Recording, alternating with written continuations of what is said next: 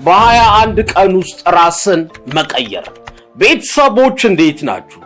ዛሬ በሚገርም ርዕስ ተገናኝተናል። አሁን የምነግራችሁ ነገሮች ለ21 ቀን ካደረጋችሁ የማይቀየር ነገር የለም።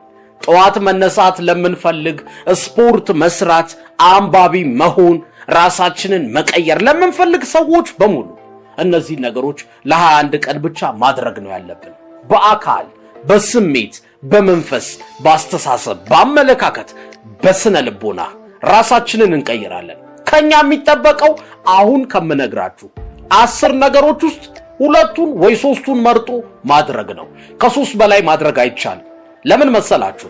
4 ወይ 5 ወይ 6 ነገር በአንዴ መልመድ ከጀመርን ያስጠላናል። እኔ ለነፍሴ ነው ለስጋዬ ብለን የሆነ ቀን ሰልችቶን እናቆመዋለን። እንዴ ሱስ እንኳን እኮ እነዚህ መጥፎ ሱሶች እንኳን ሲጀመሩ እኮ ቀለል ተደርገው ነው፣ በአንዴ አይጀመሩም። መቼም የትኛው ሰው ነው ፓኮ በማጨስ ሲጋራን የጀመረው? እንደዛ እኮ አይደለም። ቀለል አድርጎ ትንሽ ያጨስና ትጣፍጠዋለች፣ በማግስቱ ይደግመዋል። እየደገመው 1 እያለ 2 እያለ ፓኮ ይጨርሳል። ስለዚህ አሁንም አሪፍ ልማድ፣ ጠንካራ ማንነት የሚገነባው በአንዴ አይደለም፣ ቀለል አድርገን። ስለዚህ 2ቱን ወይ 3ቱን ትመርጣላችሁ።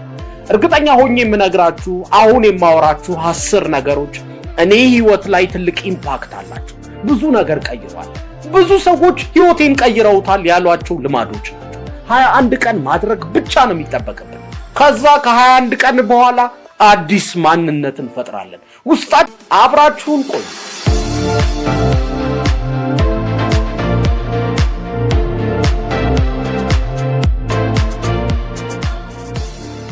የመጀመሪያው ለ21 ቀን እየደጋገምን ማድረግ ያለብን ነገር በጠዋት መነሳት ነው። ከእንቅልፍህ ረፈድ አድርገህ ተነስተህ ወደ ስራ ወደ ትምህርት ብትገባ ውጤታማ አትሆንም። ለምን? ድካሙም አለ፣ በቃ አልለቀቀህም፣ ስራው በደንብ አትሰራውም፣ ትምህርቱ ላይ ውጤታማ አትሆንም። በቃ አይምሮህ ራሱ በፍጥነት አይሰራም። ለምን? ቀደም ብለህ አልተነሳህም። ስለዚህ መፍትሄው በጠዋት ተነስ። ሌላ ጊዜ ከምትገባበት ስራ መድረስ ካለብህ ሰዓት 2 ሰዓት 3 ሰዓት ቀደም ብለህ ተነስ። አመስግን፣ ሻወር ውሰድ፣ ቁርስ ብላ፣ ተረጋግተህ ወደ ስራ ግባ። ማሽን እኮ ነው ምንም ነገር ሳያስብ የሚጀምረው። ማሽን አያመሰግን፣ ሻወር አይወስድ፣ ስፖርት አይሰራ፣ ወደ ስራ ይገባል። አንተ እንደ ማሽን ለምን ትሰራለህ? አየህ፣ የሰው ልጅ ነህ። አይምሮህ እንዲፈጥን ነፃ መሆን አለበት። ቀደም ብለህ ተነስ በጠዋት። ለ21 ቀን አድርገው። ደግሞ ስታደርገው ሁሌ 12 ሰዓት እነሳለሁ ካልክ 21ዱንም ቀን 12 ሰዓት ተነስ። ሁሌ 11 ሰዓት እነሳለሁ ካልክ 21ዱንም ቀን 11 ሰዓት ተነስ። ማንነት ትገነባለህ። ወደ ቀጣዩ እንለፍ። ሁለተኛው እየደጋገምን ለ21 ቀን ማድረግ ያለብን ነገር ስፖርት መስራት ነው። እኔ በጣም ደስ የሚለኝ ስፖርት መስራት መኖርህን ራሱ እንድትወደው ያደርጋል። በቃ ሰውነትህ ሲንቀሳቀስ ኢነርጂቲክ ትሆናለህ። አንዳንድ ጊዜ ታውቃላችሁ፣ ለጤና፣ ለትንፋሽ፣ ለቅርጽ ስፖርት ይጠቅማል። ከሱ በላይ በራስ መተማመንህ ይጨምራል። ራስህን ትቀይራለህ። ስፖርት ትዕግስቱን ያስተምርሃል። ለምን መሰላችሁ? የሆነ ቀን ተነስተህ የምትሰራው ስፖርት ቅርጽ አይሰጥህም፣ ለውጥ አይሰጥህም። እየደጋገምክ የምታደርገው ነገር ለውጥ ይሰጥሃል። አየህ፣ ኮንፊደንስህን ይጨምረዋል። ስፖርት መስራት መጀመር አለብህ። ለ21 ቀን ውስን ሰዓት አስቀምጥለት። ለ20 ደቂቃ ወይ ለ30 ደቂቃ እሰራለሁ በል። ያንን ሰዓትህን ጠብቀህ 21 ቀን አድርገው። ስፖርተኛ ማንነት ትፈጥራለህ። ወደ ቀጣዩ እንለፍ። 3ኛው በጣም ወሳኙ ነገር ለ21 ቀን ማድረግ ያለብን ነገር ማንበብ ነው። መንፈሳዊ ሊሆን ይችላል፣ ዓለማዊ ሊሆን ይችላል። ማንበብ ግን መጀመር አለብን። ስፖርት ለምሳሌ አካልህን ነው የሚቀይረው። ማንበብ አይምሮህን ይቀይረዋል። አስተሳሰብ ይሰፋል። አስፍተህ ማሰብ ትችልበታለህ። ነገሮችን የምትረዳበት መንገድ ይቀየራል። አንባቢ መሆን አለብህ። ስለዚህ ሰዓታት ወስን። ለምሳሌ በቀን ለ30 ደቂቃ ከቁርስ በፊት አነባለሁ ካልክ ሁልጊዜ ከቁርስ በፊት ማንበብ አለብህ። ደግሞ ልማዶችህን በተለይ አዲስ ነገር ልትጀምር ስትል ከዚህ በፊት ከምታደርጋቸው ከለመድካቸው ነገሮች ጋር አገናኙ። ለምሳሌ ከመተኛቴ በፊት አነባለሁ ካልክ መቼም ሳትተኛ አታድርም። ስለዚህ ትዝ ይልሃል፣ ልተኛ ነው አሁን ላንብብ ትላለህ። ይሄንን ግን በተመሳሳይ ሰዓት ለ21 ቀን ማድረግ አለብህ። ወደ ቀጣዩ እንለፍ። ለ21 ቀን ግን ማድረግ አለብህ። 4ኛው ማመስገን ነው። ትለፋለህ፣ ትሰራለህ፣ የሆነ ጎዶሎ ነገር ግን ይሰማሃል። ሰዎች ይቀኑብሃል። ብዙ ነገር እንዳለህ ታውቃለህ እኮ። ግን ጉድለት አለብህ። ደስተኛ አይደለም። ደስታ ሙሉ አይደለም። ለምን አታመሰግንም? ምስጋና ማመስገን አለብህ። ስለዚህ ጧትና ማታ በቃ በቀን ውስጥ የምታመሰግንበትን 3 ነገር ጻፍ። ጧት ላይ ስትነሳ ተመስገን ጤና ሰጠኸኝ፣ ተመስገን ትዳር ሰጠኸኝ፣ ቤተሰብ ሰጠኸኝ፣ ልጆች ሰጠኸኝ፣ የምወደው ስራ ሰጠኸኝ፣ ጥሩ ገንዘብ ሰጠኸኝ። በቃ የምታመሰግንበት ነገር አጣጣም ጧትና ማታ ጻፈው። ለምን መሰላችሁ? ቅድም ስፖርት መስራት አካልህን ይቀይረዋል፣ ማንበብ አይምሮህን ብለናል። ማመስገን የስሜት ጥንካሬ ይሰጣል፣ መንፈስ ጠንካራ ይሆናል። በዚህ ዓለም ችግር በቀላሉ አትፈተንም። ህይወት በቀላሉ አንተን አታሰቃይህም። አመስጋኝ ነህ፣ በቀላሉ አታዝንም። ሰዎች ስሜታቸው ስስ ነው። አመስጋኞች በጣም ጠንካራ ናቸው። በዚህ ዓለም ፈተና በአንዴ አይሸበሩም። አመስጋኝ መሆን አለብህ። ለ21 ቀን በተመሳሳይ ሰዓት አድርገው። ከቻልክ ጧትና ማታ፣ ጧት ስትነሳ፣ ማታ ልትተኛ ስትል ምስጋናህን ጻፍ። 3 ነገሮች ጻፍ። ህይወት ላይ የሚገርም ለውጥ ታያለህ። በስሜት ትጠነክራለህ። ወደ ቀጣዩ እንለፍ። 5ኛው ለ21 ቀን ማድረግ ያለብህ ነገር ንግግር ማድመጥ ነው። ስብከት ይሆናል፣ እንደዚህ አይነት አነቃቂ ንግግር ሊሆን ይችላል። ብቻ ለህይወት የሆነ ነገር የሚጨምርልህን ነገር ማድመጥ አለብህ። ለምሳሌ አንዳንድ ሰው ልትነ እኔ ዜና ሰማለሁ ይላል። ዜና መረጃ ነው የሚሰጥህ። ስለ ሀገርህ እንድታስብ እንድትጨነቅ ሊያደርግህ ይችላል።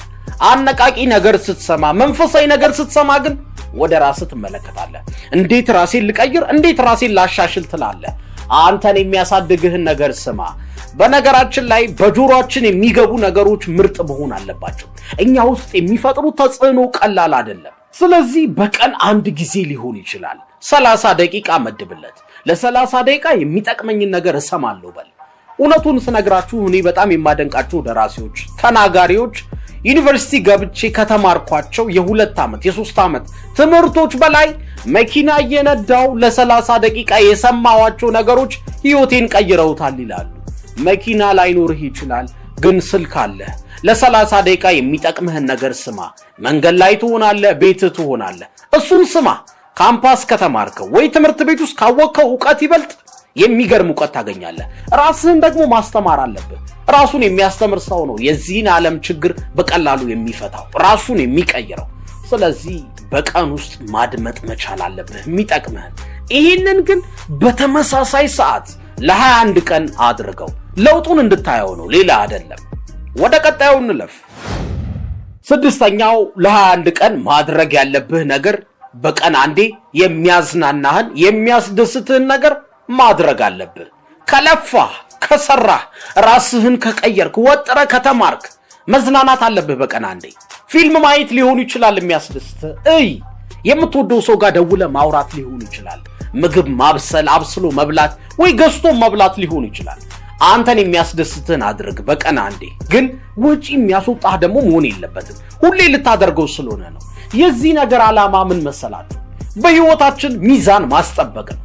ብዙ ሰው ለገንዘብ ይለፋል፣ ለእውቀት ይለፋል። እሱ ግን ደስተኛ አይደለም፣ ጉድለት አለበት። አያችሁ፣ ለምሳሌ እኔ እጄ ተለይቶ ቢወፍር ስነ ተስማምተዋል እኮ ወፍረሃል አትሉኝም፣ አሞሃል ነው የምትሉኝ። እጄ ብቻ ነው አይወፈረው። በህይወት ውስጥም ለገንዘብ ስትሰራ በዛ ነገር ብቻ ስኬታማ መሆን ጠቃሚ አይደለም። በእውቀት ብቻ ስኬታማ መሆን ጠቃሚ አይደለም። አንተ መደሰት አለብህ። ማሽን አይደለህም፣ የሰው ልጅ ነህ። ስለዚህ ሚዛን አስጠብቅ። በቀን ውስጥ የሚያስደስትን አንድ ነገር አድርግ። ለ21 ቀን ለውጡን ታየዋለህ። ወደ ቀጣዩ እንለፍ። 7ኛው በጣም የሚገርም ነው። እኔ ራሱ በጣም ጠቅሞኛል። በህይወቴ ብዙ ለውጥ አሳይቶኛል። እናንተም ለ21 ቀን ማድረግ አለባችሁ። በቀን ውስጥ ወሳኝ ለምትሉት ነገር 1 ሰዓት መስጠት ነው። በዚህ ሰዓት ለአንተ ወሳኙ ነገር ምንድነው? ስራህ ነው? ትምህርትህ ነው? የቤተሰብ ግንኙነትህ ነው? ቢዝነሱ ነው? ሚስት ናት? ፍቅረኛህ ናት? ልጆች ናቸው? ለአንተ ወሳኙ ነገር በዚህ ሰዓት ምንድነው? እሱን ካወቅ 1 ሰዓት ስጠው። በቃ 1 ሰዓት ስጠው። ለውጡን ታየዋለህ። የዚህ ነገር ጥቅሙ ዋጋ በከፈልክ ቁጥር 1 ሰዓት በሰጠው ቁጥር ራስህን ታሳድጋለህ። ቢዝነስ ከሆነ በዛ ነገር ኤክስፐርት ሆናለህ። ትምህርት፣ ስራ ከሆነ ለውጡን ታየዋለህ። ማልኮም ግላድዌል የተባለ ደራሲ ዲ አውትላየር የሚለው መጽሐፉ ላይ ምን ይለናል መሰላችሁ? ቢል ጌትስ አሁን ያለው ስኬት ላይ የደረሰው ማይክሮሶፍትን የገነባው 10,000 ሰዓት ስለለፋ ነው ይለናል። በህይወት ውስጥ ደምሮት 10000 ሰዓት ሲሞላ የሰውዬ ስኬታማ ሆነ። ቢትልስ የሚባሉት እነዚህ ባንዶች ደግሞ ሃምቡርግ የሚባል የጀርመን ከተማ ውስጥ ያለ ናይት ክለብ ውስጥ በቀን ለ7 ሰዓት ፐርፎርም ያደርጉ ነበር፣ ይዘፍኑ ነበር። 10000 ሰዓት ሲሞላ ህይወታቸው ተቀየረ ይለናል። ስለዚህ የሰው ልጅ ወርልድ ክላስ ማይንድ ሴት እንዲኖረው በቀን ውስጥ የሚሰራው ነገር ተደምሮ 10000 መድረስ አለበት ይለናል ማልኮም ግላድዌል። እኛ ግን የግድ 10000 እስኪሞላ መጠበቅ የለብንም። ግን ለምንወደው ህይወታችን ላይ የሆነ ለውጥ እንዲሰጠን ለምንፈልገው ነገር 1 ሰዓት እንስጥ። አሁን በዚህ ሰዓት አንተ ምንም ዕውቀት የለም ስለ ፕሮግራሚንግ ስለ ኮምፒውተር፣ 1 ሰዓት ስጥ። ከአመታት በኋላ በፕሮግራሚንግ በኮምፒውተር ኤክስፐርት ሆናለህ። የጊዜ ጉዳይ ነው። ለምትወደው ነገር 1 ሰዓት ስጥ። በህይወቴ ወሳኝ ነው ለምትለው ነገር 1 ሰዓት ስጥ። በተመሳሳይ ሰዓት ግን አድርገው። ማታ ከ2 ሰዓት እስከ 3 ሰዓት ካልክ ለ21 ቀን ማታ ከ2 ሰዓት እስከ 3 ሰዓት ለምትወደው ነገር ኢንቨስት አደርጋለህ፣ ጊዜህን ትሰጣለህ። 21 ቀን ማድረግ ወሳኝ ነው። ወደ ቀጣዩ እንለፍ። 8ኛው ውሃ መጠጣት ነው። የሚገርማችሁ ውሃ መጠጣት የአይምሮ ስርዓታችንን እንዲፈጥን ያደርጋል። የሰውነት የምግብ እንቅስቃሴ ሁሉ ነገራችን ይስተካከላል። በቀን 8 ብርጭቆ መጠጣት አለብን። እንዴትም አድርገን ለ21 ቀን ይሄን መተግበር አለብን። በተለይ ጠዋት ስንነሳ ሞቅ ያለ ውሃ መጠጣት የሰውነት ሜታቦሊዝማችንን፣ እንቅስቃሴያችንን፣ ሁኔታችንን ይወስኗል።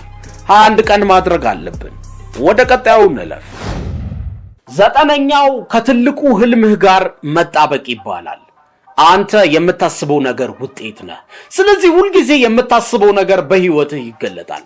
ስለዚህ ስለ ትልቁ ህልምህ የማሰብ ልማድ ያስፈልጋል። ለ21 ቀን ሰዓት መድበህለት ጊዜ ወስነህለት ስለ ትልቁ ህልም ማሰብ አለብህ፣ ማቀድ አለብህ። በቃ እንዴት ነው ማሳካው ብለህ ከህልም ጋር መጣበቅ አለብህ። በቃ ስለ ህልም መጨነቅ ማሰብ አለብህ። አንድ በጣም የሚገርመኝን ጥናት ልንገራችሁ። 100 ሰዎች ላይ ጥናት አደረጉ እና ምን አሏቸው? በሳምንት 1 ቀን ነው የምናስቸግራችሁ፣ እንደውላለን፣ አንድ ጥያቄ እንጠይቃችኋለን፣ እሱን መመለስ ብቻ ነው የእናንተ ስራ አሏቸው። እነዚህ 100 ሰዎች ምን ችግር አለ? ምን በሳምንት አንዴ ነው የምትደውሉት? ከዛ ደውላችሁ 1 ደቂቃ ነው የምታወሩ፣ ችግር የለም አሉ። ተስማሙ። ከዛ አጥኚዎቹ በሳምንት አንዴ ይደውሉና ሄሎ አቤት ሲል አሁን አንተ ጋር ከመደወሌ በፊት ምን እያሰብክ ነበር ይሉታል። ሰውየው እንዲህ እያሰብኩ ነበር ብሎ ይመልሳል። እነሱ ይመዘግባሉ። ሁሉንም ሰዎች እንዲያረጉ ጠየቋቸው። በሳምንት አንዴ የሆነች ደቂቃ ላይ ይደውሉና አሁን ምን ስታስብ ነበር ይሏቸዋል። የሚመልሱትን መልስ ይመዘግባሉ። ለሳምንታት ለአመታት ይሄን ነገር አደረጉት። መጨረሻ ላይ ግን የሚገርም ውጤት አመጣ ያ ጥናት። የሚገርማችሁ ከ100 ሰዎች ውስጥ በጣም ስኬታማ የሆኑት የሚመልሱት መልስ ተመሳሳይ ነው። በጣም ደግሞ ህይወታቸው ላይ ደስተኛ ያልሆኑት ከእጅ ወዳፍ የሚኖሩት ያልተቀየሩት ሰዎች የሚመልሱት መልስ ተመሳሳይ ነው። በቃ ሲደወልላቸው የሚመልሱት መልስ ምን እንደሆነ ታውቃላችሁ? ያልተሳካላቸው ሰዎች ልክ ሲደወልላቸው አሁን ከደቂቃ በፊት ምን እያሰብክ ነበር ሲባሉ የሚመልሱት ባክህ ትላንት ከሚስቴ ጋር ተጋጭቼ እኮ ምን ባደርጋት ይሻለኛል እያልኩ ነበር ይላሉ። ወይ ደግሞ ከአለቃዬ ጋር ተጣላው ባክህ ኑሮ ውድነቱ አሳሰበኝ። መልሳቸው እንደዚህ አይነት። ዛሬ ማታ የት ሄጄ እንደምጠጣ እያሰብኩ ነው፣ የት ከጓደኞቼ ጋር እንደምዝናና በቃ እያሰብኩ ነው፣ እዳይን እንዴት እንደምከፍል ጨንቆኛል ባክህ ስለሱ ነበር ሳስብ የነበረው ይላሉ አብዛኞቹ። አያችሁ፣ የሚያስቡት ስለ ጉድለታቸው፣ ስለ ድክመታቸው፣ ስለ እንከናቸው ነው። ሁለተኞቹ ደግሞ በጣም ስኬታማ የሚባሉት ደግሞ ምን ስታስብ ነበር ሲባሉ የሚመልሱት መልስ አስገራሚ ነበር። ምን ይላሉ መሰላችሁ? ደሞዜን እንዴት አድርጌ እጥፍ ነው ማደርገው፣ እንዴት ነው ገቤን የሚጨምረው፣ እንዴት ነው ህይወቴን የሚቀይረው፣ የት ሄጄ ነው ከሚስቴ ጋር እራት የምበላው የምዝናናው፣ ልጆቼን ይዤ የት ልሂድ እያልኩ ነበር፣ ቢዝነሴን እንዴት ላስፋው እያልኩ ነበር አሉ። በህይወት ውስጥ አንተ የምታስበው ነገር ይገለጣል። ስለዚህ ከህልም ጋር መጣበቅ አለብህ። ስለ ህልም ሁሌ የማሰብ ልማድ ያስፈልጋል። ስኬታማ እንድትሆን እግርህ ከመራመዱ በፊት ልብህ መራመድ አለበት፣ አይምሮህ መራመድ አለበት። ስለዚህ አይምሮህ ስለ ህልም በማሰብ ብዙ ጊዜ ማጥፋት አለበት። ስለዚህ ልማድህ አድርገው። በቀን ለ20 ደቂቃም ይሆናል ለ10 ደቂቃ ሆነ ብለህ ስለ ነገው ህልምህ አስብ። ሰዓት መድብለት። ለ21 ቀን አድርገው። በህልምህ ጉዳይ ባሰብከው ነገር ጉዳይ የሆነ ምልክት ታያለህ። ከህልም ጋር የሚገናኝ ሰው ልትተዋወቅ ትችላለህ። ህልምህን የምታሳካበት ገንዘብ ልታገኝ ትችላለህ። ህልምህን የምታሳካበት የሆነ መንገድ ልታገኝ ትችላለህ። እኔ እርግጠኛ ነኝ 21 ቀን ግን አድርገው፣ ለውጥ ታይበታለህ። ወደ መጨረሻው እንለፍ። 10ኛው ራስህን የማድነቅ ፕሮግራም ይኑር። እኔ በጣም የሚገርመኝ ሐሳብ ነው። ምን መሰላችሁ? ለራስህ በኃይለ ቃል መናገር አለብህ። አሪፍ ነገሮች። አንተ በጣም ትችላለህ። በጣም ከባድ ሰው ነህ። ጀግና ነህ። ቆራጥ ነህ። በራስ መተማመን አለ። ፈጣሪ ይወድሃል። ብዙ ነገር አድርጎልሃል በለው ለራስህ። ራስህን አነቃቃው። ሁሌ ለራስህ ሞራል ስጠው። ለምሳሌ ውጫዊ መልካችንን መስታወት ፊት ስናየው በጣም ብናምር ደስ ይለናል አይደል? ለዛ ነው የምንታጠበው፣ ሎሽን የምንቀባው፣ ራሳችንን የምንጠብቀው፣ ፀሐይ እንዳይመታን፣ ነገሮች እንዳያበላሹን እንጥራለን ለመልካችን። ለውስጣዊ መልካችን መጨነቅ አለብን። ውስጣዊ መልክህ ራሱ የራሱ ቅርጽ አለው። ሰልፍ ኢሜጅ የሚባል ውስጣዊ መስታወት አለ አንተን የሚያሳየ። ያንን የምታሳምረው በሎሽን አይደለም። ራስን የምትጠብቀው ለራስህ በመንገር ነው። ኃይለ ቃል ለራስህ ንገረው። እንደምትችል ንገረው። ጀግና እንደሆንክ ንገረው። ሁሌም እለዋለሁ ሄንሪ ፎርድ እችላለሁ ካልክ አዎ ትችላለህ፣ አልችልም ካልክ አዎ አትችልም ይለናል። ለራስህ የምትነግረው ነገር በጣም ወሳኝ ነው። በራስ መተማመንህ ይጨምራል። የስሜት የመንፈስ ጥንካሬህ ይጨምራል። የምትፈልገውን ነገር በህይወትህ እንዲገለጥ የምትፈልገውን ማንነትህን ንገረው። አንተ እኮ ጀግና ነህ በለው። አንተ እኮ ቆራጥ ነህ በለው። ሰዎች ፈሪ እንደሆንክ ሊነግሩ ይችላሉ። አንተ ግን ለራስህ ቆራጥ እንደሆንክ ጀግና እንደሆንክ ንገረው። ይሄን የምትነግረው በስሜት አይደለም፣ በምክንያት ነው። ሁሌ ደቂቃ ትመድብለትና ለ21 ቀን ታደርገዋለህ። ለምሳሌ ጠዋት ወደ ስራዬ ከመሄዴ በፊት መስታወት ፊት ቆምና ራሴን እያየሁት አንተ ትችላለህ፣ አንተ ጀግና ነህ፣ አምንብሃለሁ፣ የምትፈልገውን ታሳካለህ ብለህ ለራስህ በኃይለ ቃል ትነግረዋለህ። ለውጡን በአጭር ጊዜ እንደምታዩት እርግጠኛ ነኝ። ቤተሰቦች ያወራኋችሁን 10 ነገሮች እንደወደዳችኋቸው እርግጠኛ ነኝ። የትኛው ይበልጥ ተመቻችሁ? እናንተ ከነዚህ 2 ነገሮች 3 ነገሮች ህይወቴ ላይ ተገብራለሁ ያላችሁት የትኛው ነው? ኮመንት አድርጉልኝ፣ አነበዋለሁ። ለውጥም ስታገኙበት ለውጣችሁን ኮመንት እንድታደርጉ ፈልጋለሁ። ግን የመረጣችሁትን ልታደርጉት የወሰናችሁትን 2 ወይ 3 ልማዶች ጻፉልኝ። በነገራችን ላይ 21 ቀን ያልኳችሁ በምክንያት ነው። ማንኛውም ሰው አንድን ነገር እየደጋገመ 21 ቀን ካደረገው ሳያውቀው ውስጡ ይዋሃደዋል። ለምሳሌ ጠዋት 11 ሰዓት እነሳለሁ ብለህ ለ21 ቀን አላርም ሞልተህ በተመሳሳይ ሰዓት 11 ሰዓት ከተነሳ በ22ኛው ቀን አላርሙ ባይኖርም ብድግ ብለህ ትነሳለህ። ማንነት ነው የገነባኸው በጠዋት የሚነሳ። አንባቢ ከሆንክ ለ21 ቀን በ22ኛውም ቀን ሳታውቀው ራስን እያነበብክ ታገኘዋለህ። አንባቢ ማንነት ፈጥረሃል። ስፖርት እሰራለሁ ካልክ በ22ኛው ቀን ስፖርት እየሰራ ታገኘዋለህ። ለምን? 21 ቀን አድርገዋል፣ ውስጥ ገብቷል፣ ማንነት ፈጥረሃል። እንደወደዳችሁት ይሄን ቪዲዮ እንደተመቻችሁ እርግጠኛ ነኝ። እንዳልኳችሁ የመረጣችሁትን ግን ኮመንት አድርጉ።